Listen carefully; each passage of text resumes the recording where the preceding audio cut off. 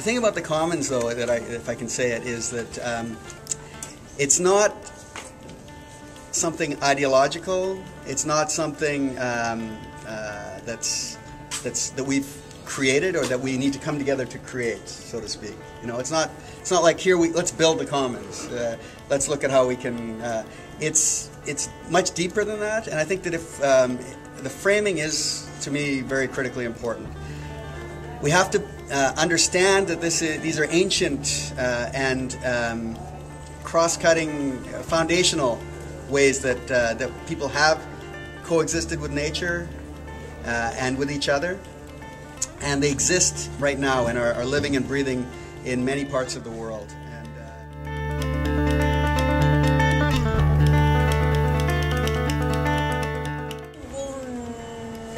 Try to define what the commons are for us, because more than a concept or a definition, it's something that we do. It's a doing thing. It's a verb. We don't think that the commons are a thing, but it's something that we do in a process.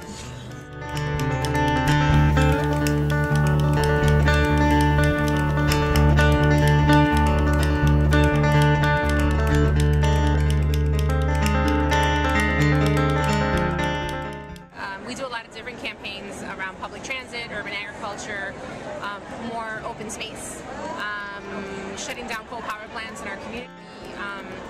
Have been trying to figure out, aside from the umbrella of environmental justice, how all of our work is interconnected. Okay. We're realizing that public transit and urban agriculture and open space are all hitting upon the same themes in regards to privatization, in regards to ownership, in regards to community, and seeing these links, we're trying to figure out how to frame that, and we came upon the issue of the commons, or this name commons. Yeah. And so as organizers, we started reading up on what that meant, and right now we're in a space where we're trying to answer that question of what does the commons mean to us and our community.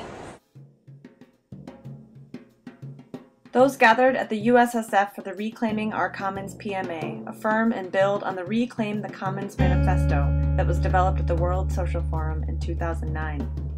Humankind is suffering from an unprecedented campaign of privatization and commodification of the most basic elements of life: nature, culture, human work, and knowledge itself.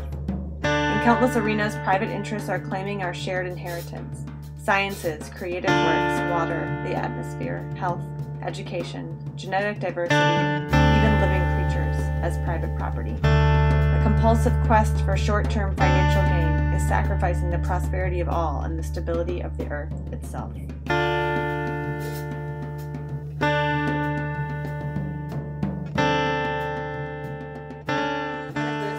The sayings that I think of, one of the Proverbs sayings that I think of often when I think about the work that I do, which I'd like to share with you or remind you of, you've probably heard it before, is a saying by Mahatma Gandhi, Mohandas Karamchand Gandhi, who said, there are enough resources in the world to serve human need, but there aren't enough resources in the world to serve human greed. And not to frame this in a paradigm of scarcity, right? Because as we've heard, there are many positive reasons to embrace the commons, and it's not just about us running out of water resources.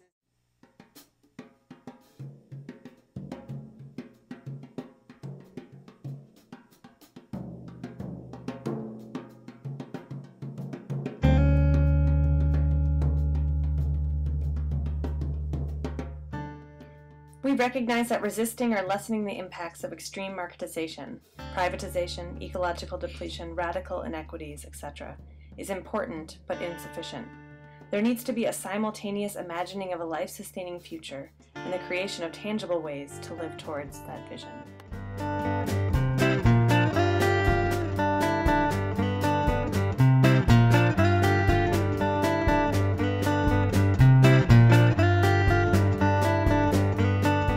I volunteered with the South Central Farmers out there in LA. I'm not sure if you're familiar with them.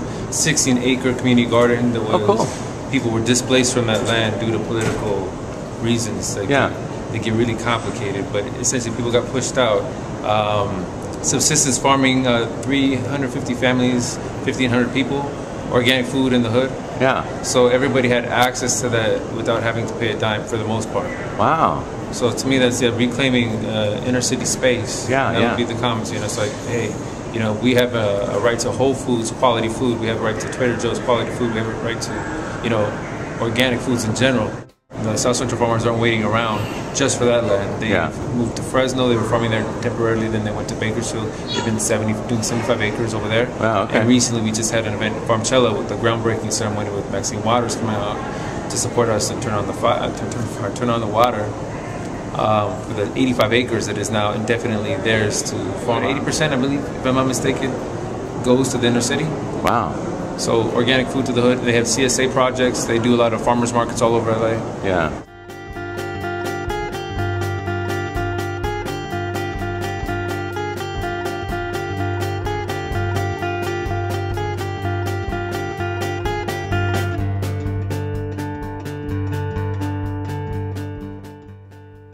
The Commons is now rising as a way of thinking about our future because it connects a history of communal resource sharing, stewardship, and direct democracy to the needs of today. At its core, the Commons asserts that communities have an equitable claim to many forms of natural and social resources, and a critical role in the decisions about those resources. The term commons is a way of naming a desired relationship to resources, one another, and power.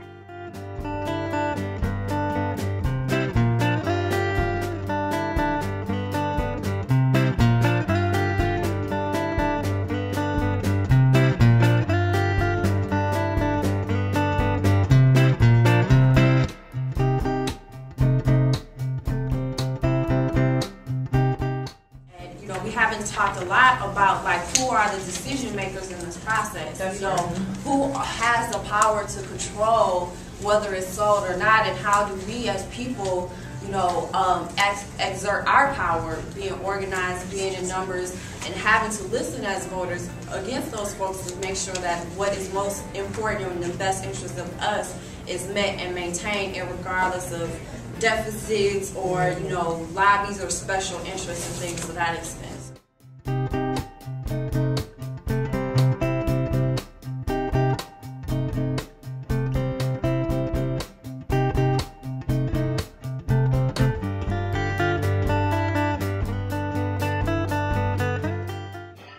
Claiming and protecting our commons begins with seeing and naming the commons. We need to free our mind from the lockhold of the dominant market culture that cuts us off from a relationship with the commons, and even from remembering that they belong to all of us.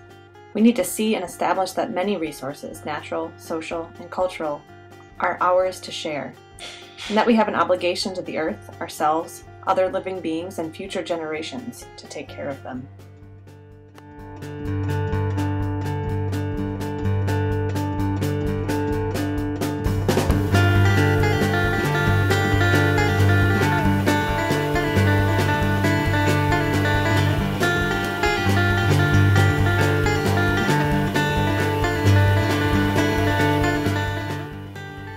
It is not enough to believe that the commons belongs to all. To truly claim our commons, we need strategies and governance structures that maximize the community's power in regard to resource decisions, equitable benefit, and stewardship.